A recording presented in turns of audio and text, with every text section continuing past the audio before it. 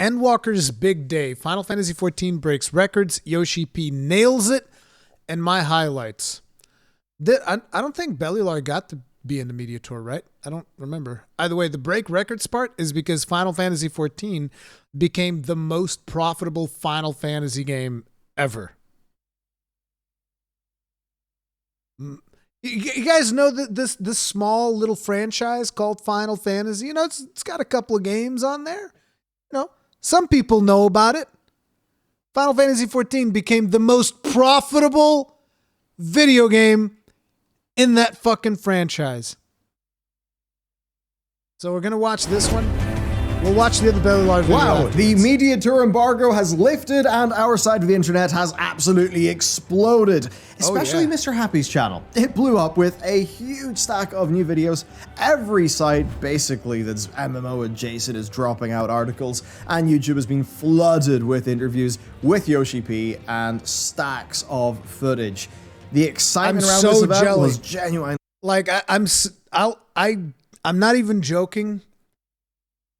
I would love to interview Yoshi P. He just seems like such a chill dude to do interviews. God damn, dude. I'm so fucking jealous of people that got to interview Yoshi P, dude. I'm like the most I'm not even like, listen, I know that jealousy is a deadly sin, right? Jealousy is one of the deadly sins, right? Right now, I'm like on the jelly meter. I'm like, if the jelly meter goes from 1 to 10, I'm like a 100. Okay? That's me on the jelly meter right now. Envy? Oh yeah, jealousy's not. Envy is. Okay, I'm envious. Whatever. Jelly, whatever. You guys get it. I'm going to hell because how much I'd like to interview this man. It is dropping out articles, and YouTube has been flooded with interviews with Yoshi P and stacks of footage. The excitement around this event was genuinely palpable all day, which is extremely exciting. We could talk about basically anything here, but I thought today it would be interesting to talk about the media tour as a whole, how it's actually performed for the game. There's a few very important points, such as the growth this game has experienced as well, and then I just want to talk a bit of how it's came across to me as a player. 24 million players. Interesting answers. First, I'd say big grats to them for being able to essentially brand a standard media embargo as a big event and genuinely deliver the goods to make it feel like a big event. That's the power, I think, of them getting their community and the community just being so generally excited. And their reach has been incredible with this. Something that I think really nails the community feeling. They didn't hold back with who they would speak to. You know, you'd typically expect maybe a Japanese company to focus a bit more on its own home market, or maybe stick to the more traditional news outlets or something like that. But no, absolutely not. Nearly everyone with skin in the game got some time with the man himself. He had 32 interview slots in total, each about an hour long.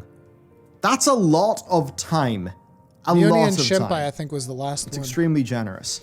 That then, plus, you know, the global fan fests, I think proves the way they value their community, right? The long live letters, doing 32-hour-long interviews for an event.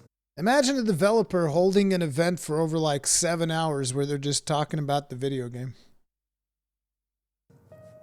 That's just how to do it. There are so few in the live service market who can actually get that feeling I've seen the across. Jesse Cox interview. So it was incredible. And also props to the translator. Aimee did an absolutely incredible job. Like, she was perfectly able to ensure that the emotion and the emphasis and even the jokes were intact. Because with a language barrier, those interviews could have been stilted, but no, they were super entertaining and really well done. So it was a big, exciting event. Let's, though, jump into the highlights. The first big highlight is a fantastic update for the game's health. It has recently surpassed 24 million registered accounts. Now that is up from 20 million in June 2020 and 22 million in April of this year. So between April and now, they've got 2 million accounts. Now, with a lot of games, time can go on, a lot of accounts can be created, say World of Warcraft with its 100 million accounts as of, I think, 2014.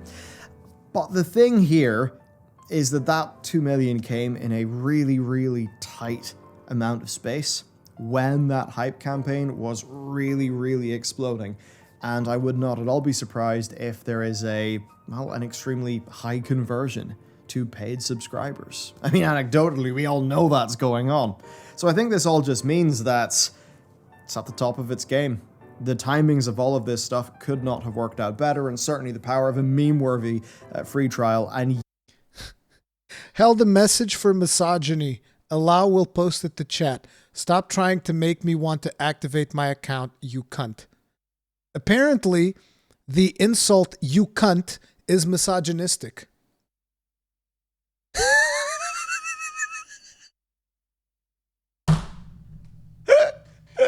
Where would we be without you, Twitch? Thank you. A man insulting another man by calling him "you cunt" is apparently misogynistic, guys. Sorry about that. Anyway. Years of building on successes has helped, especially since, and this is something I've experienced as a new player to this game, I don't feel like I'm skipping through the old expansions. Exactly. Right? Like, I don't feel... This is so important. You guys know, I talk about this shit all the time. You don't have to skip through the expansions. The content is still relevant. You can just enjoy the content at your own pace. It's so refreshing. Oh, man. Like, that's happening. It's like all of the content is like relevant and appreciated and there for me to enjoy, which really does make it feel like a vast, big journey with an excellent value proposition. So that's something to bear in mind. Now, the other half of this 1-2 punch is... Speaking of value proposition, I should bring up, because I think a lot of people are not aware of this, but for those of you that don't know, Final Fantasy XIV, particularly for new players, Final Fantasy XIV actually has two different payment models. So you can pay like a traditional fee, which I think is like €13.99 euros, probably $15, something like that. And, you know, it works just like World of Warcraft or something like that. But due to the fact that in Final Fantasy XIV, you can do everything in one character, there's a different subscription model, which only costs, I think, $10.99 or something like that, 10 euros. I don't know exactly how much that is in dollars. But so long as you only have like one character per server, which remember, you don't need more than one character per server due to the fact that your one character can do literally everything, you can get a cheaper per month subscription fee. That in terms of profit, FF14 has now overtaken its predecessor. You see, FF11 was a cheap enough game to make, and it still makes money to this day, in fact, but it's finally been dethroned. FF14 is now the most profitable title in the Final Fantasy franchise, and as for what that means for the future, well, Yoshida himself had this to say. Moving forward, we're going to spare no expense with our investments to ensure that this game continues to be one which our players can enjoy. I wonder if this particular quote is supposed to imply that, like, we've been holding our punches because we haven't been given appropriate budget. Imagine if this quote is supposed to signify, hey, we've had to hold our punches back because Square Enix only ever gives us so much money to work on. And then you're like, but you made Shadowbringers though, and that's fucking amazing. And he's like, yeah, but now we're gonna get real money. And you're just like, oh my God, what the fuck is gonna happen now? So here to that, right? Maybe one day he can have his wish, and he'll actually have a budget approaching like a World of Warcraft budget, one of the really big ones. FF14 has already let him fulfill one wish, why not another? And one of Yoshida's favorite games was Tactics Ogre, directed by Yasumi Matsuno. Tactics Ogre had made such an impact on him that he built his career in order to have the opportunity to work with Matsuno and create a game together. Oh yeah, he worked with Matsuno to this was for the Stormblood raids, right? The Ivalice raids? This is when he worked with Matsuno, right, guys? Correct me if I'm wrong. All of you Final Fantasy V head dudes. Help me. I think that's what he's talking about, right? Pretty sure that's the case. Right, this bit of Snow Rider, Far East, Eden series, and Bomberman, yeah. Man, they certainly seem to be productive with the budget they've got right now. I mean, imagine what would happen if they had more. Okay, the first interview slice that I want to highlight is from Mr. Happy's. First, props to him for asking the hard questions. Props to Yoshida for answering them as best as he could. Great to see. Mr. Happy asked about issues with the Party Finder being misused to advertise non-content, including selling clears, or boosts as most will know them. Now, this is a fascinating topic to us, if you know from our We've been talking about boosts recently. Let's see what Yoshida's stance is on boosts. Warcraft channel. We did a 2-part investigation into boosting that involved interviewing the leaders, like the founders of boosting communities. Suffice to say, they are taking a very different stance to Blizzard Entertainment here. Yeah. Yoshi responded saying that they are fully aware of this and they have a plan to address it. They need to update their user agreement to ensure it's airtight. That, we assume, is so they can equip the banhammer and go crazy. So that's very interesting. Seemingly just a different enough stance in boosting, I think one that's probably good for the game overall. Yoshida's going like, well, let me just, we just need to update our user agreement. So then I'll just shoot them motherfuckers right in the head. Pow! You're a booster?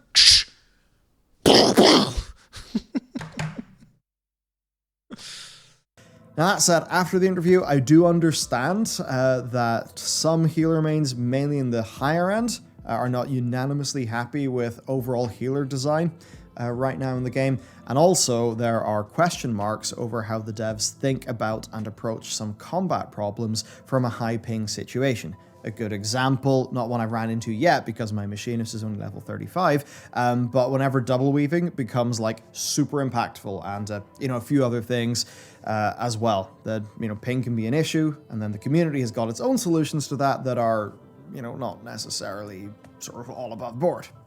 Over at PC Games End then, well, they asked about the server problems. Now, this has been an interesting one. Over here in EU, they have not been as bad. I mean, the Zodiac server, usually it takes 20 to 30 seconds to log in. I hear it's far worse on some of the US data servers. So Yoshida responded in exactly the way we've come to expect. We're not having any issues. Unfortunately, realistically speaking, it's just inevitable that players will have to wait a little bit to join the game when Endwalker hits. That's what he said. Yep. And in a way, you could say that's not good for your PR, right? Might put a few people off trying to have that launch day experience.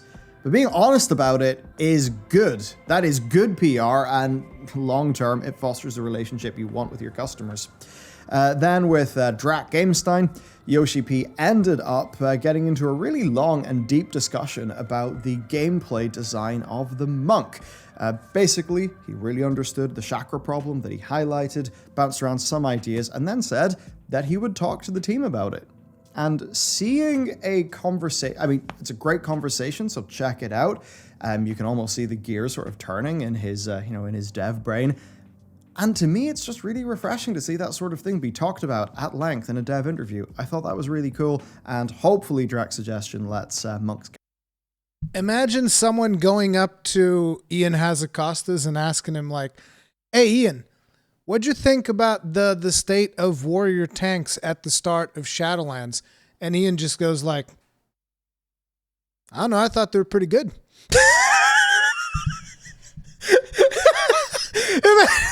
Imagine Ian just go like, I know, looked fine to me. And then someone asked him about, hey, Ian, what about Demon Hunters? He's like, looked fine to me. Because I have no fucking idea what's going on in this goddamn game. Yeah, they're Greased Lightning or a back. All right. Then there's the size of Endwalker in general. This seems crazy to me. Yoshida said it would be bigger than a modern RPG release, and than previous expansions. Now, Fanbyte's interview mentioned that the word count is 1.5 times larger than Shadowbringers, which is absolutely nuts.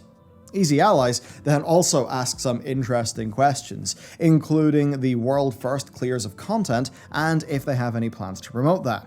Now, interestingly, Yoshida said that he understands the world first thing. I mean, we come from a WoW perspective, race to world first is quite a thing in WoW, but overall, it's a small portion of the game, and that if they ran an official competition, they would need to ensure that no third-party tools are being used on PC. Which again, it's interesting, the situation with third-party tools, again, coming from that other MMO.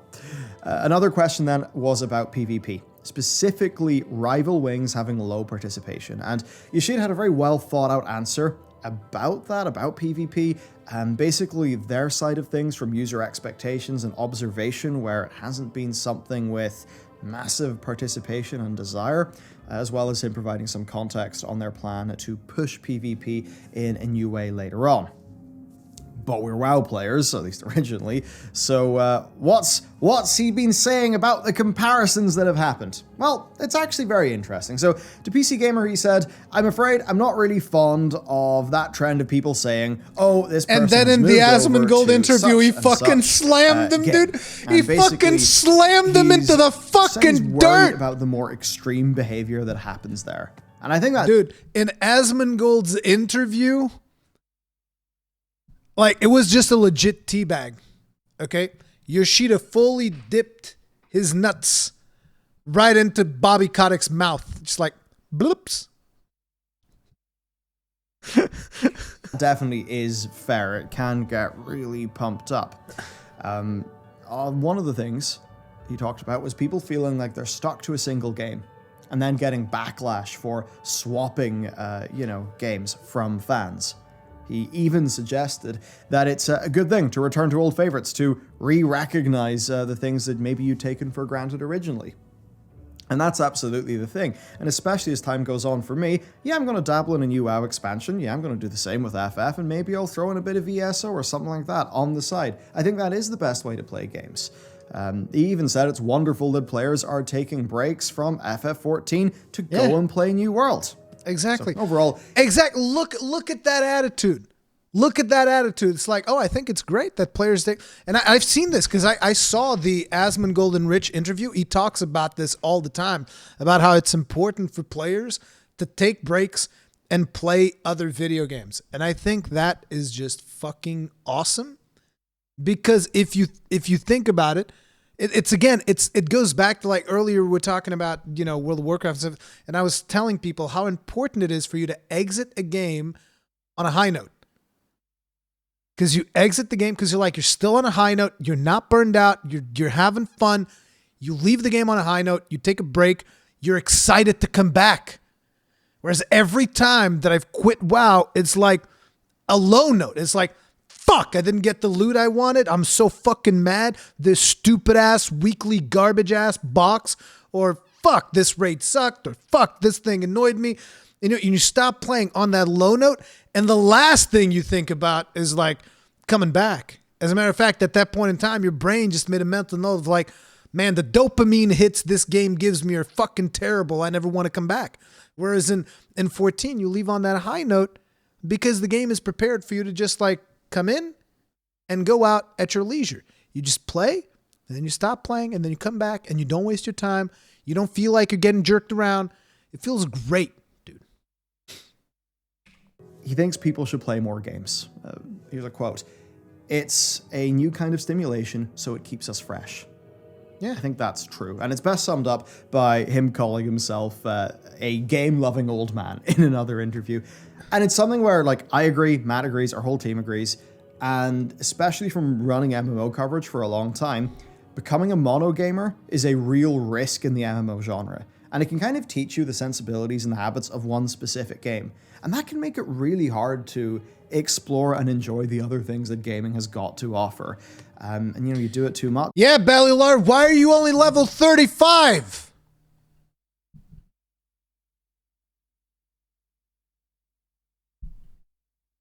Check mate. And it can be sort of hard to get unstuck, and you can miss out. Although that's wrong, because he has finished Realm Reborn, so he has a level 50 character. He's level 35. He's leveling up a machinist. Still, why are you only level 50? Out so many great things.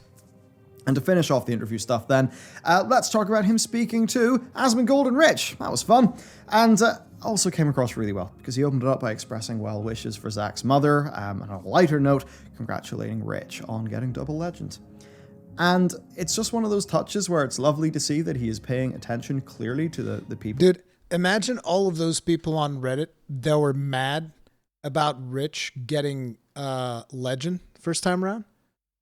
Imagine all those people that are like fucking pissed off, fucking fuming, fucking like frothing at the mouth, like, oh, he got carried. Fucking Rich Campbell. He doesn't deserve it. And then after all that bullshit, in comes Yoshida and is like, congratulations on double legend, Rich. All of those people on Reddit is like,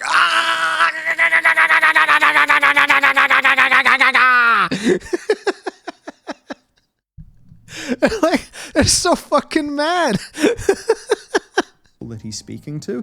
I mean, look, even if it's a professional courtesy, it's something that's really good and it sets the tone for an interview, right? There's a ton of great insights as well. You should absolutely check it out, as well as the other interviews. Some key bits, though, include Yoshi P wanting people to play other games, laughing about how FF vets can be overwhelmingly passionate, explaining how Ultima Online's developer communications were quite poor, talking about this Call part of Duty, of the interview. and particularly when talking about other MMOs, this bit. For sure. And I've here we go. heard my friends talk about this. Guys, Yoshida is about to just dunk his nuts, like, all into, like, Blizzard's design team. He's just like, okay, guys, listen, guys, here you go. Here you go. Just let me just, like,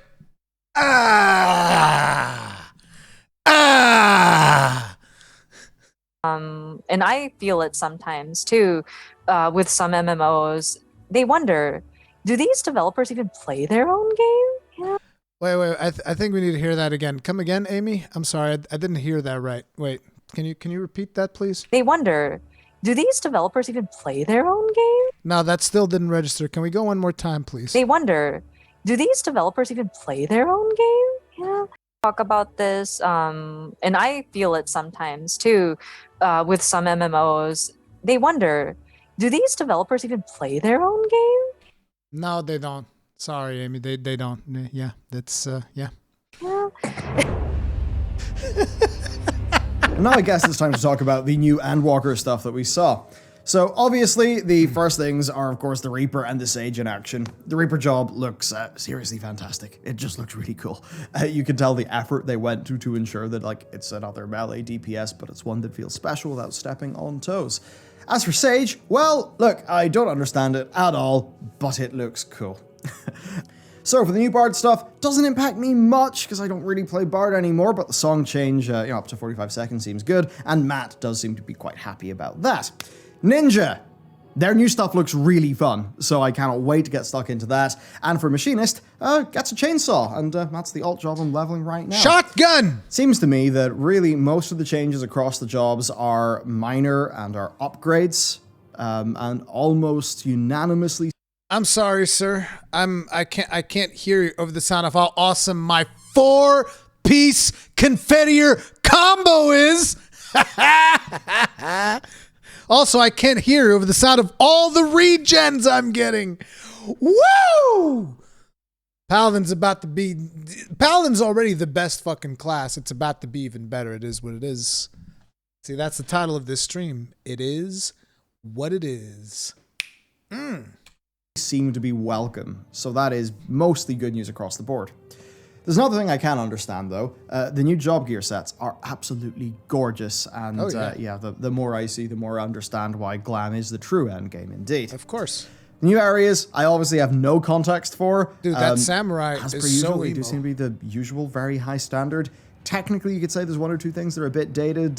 Maybe I'll have to get a reshade or something going. Art-wise, style, direction, beautiful. I have to get reshade? You don't have to get reshade. I mean, you can. You don't have to. Jeez. I have to get reshade. This motherfucker comes from fucking World of Warcraft. from World of Warcraft he comes in here like, well, guess I got to put reshade on. Game doesn't look very good. Excuse me. I'm joking. It's just funny. Thavnir looks just pops during the day. Old Charlian is pristine, exactly what you would expect from a place of learning. And Matt, in fact, has not let me see the Garlemald stuff because of spoilers. Yep. So I'll just assume it's cool enough. There was one interesting bit of info that can help us tease some plans, though. One of the bits of content that was shown off was the new dungeon and its name, the Tower of Zod. That's from FF4. And it kind of impacts a video that we do have coming up in a bit, so do look out for that video. It's very fun to see the cross-references to other Final Fantasy games in Final Fantasy XIV, and I like how they do all that. And to finish off, there's one thing we haven't seen, but we heard plenty about thanks to Mioni's interview, and that is the Island Sanctuary. Oh, yeah. This is really up my alley. I talked about It's an island of your own, where you can breed animals. You can plant or set materials to gather, let your minions roam around free, and you can put a house on it and furnish it freely. Yoshida said they want to hold back in details before they can, show it more properly because it's intended to be a patch 6.1 thing, which should, by the way, be around February. But they're happy to share their philosophy on it, where basically it's intended to be a laid-back, relaxing piece of content where you can hang out with your friends. That is fantastic. There's a bit of me that would say, oh, some Animal Crossing in the game? That's exciting. But Yoshida doesn't want to set our expectations to be quite that high. So overall, to wrap up for today, this media tour is exciting. Outside of some high-end healer mains and some discussion on ping, this does seem to be... Dude, look, all of these healer mains that are upset about Scholar, I'm not sure if you guys are aware, I'm going to main Scholar as my healer next expansion just because of you guys. And I can't wait until Scholar becomes the most powerful fucking healer in the game. And I'm going to be laughing at everybody that was like, oh, Scholar's so bad. Oh, Scholar's so bad. Like, if you guys really think that balancing in 14 is that bad, it's only because you've never played World of Warcraft, okay? If you had ever, even in your life, had experienced what it's like when you go into World of Warcraft with a class that is, and this is the actual use of this world, okay, of this word, a class that is literally, okay, literally the actual use of the word literally, because I say that we use that word a little bit too liberally now, but like literally not viable for endgame content. That's what you can expect with World of Warcraft balancing. Some classes are just literally not viable. I'm pretty sure you're going to be able to do everything with Scholar and you'll be fine. And I'm going to prove it by actually just swapping the healer that I was going to play. I was going to play Astro, but just because of the community backlash, I'm a main Scholar. Boom. Give a fuck. Soundly positive event that has players frothing at the mouth for Endwalker's launch. Me included. Let's hope I can catch up on time. I'm giving it my best, guys. I'm having a blast. You'll never catch up. Speaking of which, I'm going to go and do that. So, goodbye. Have fun. Hit the sub button if you want to help us out. And more content very soon. Have a great day.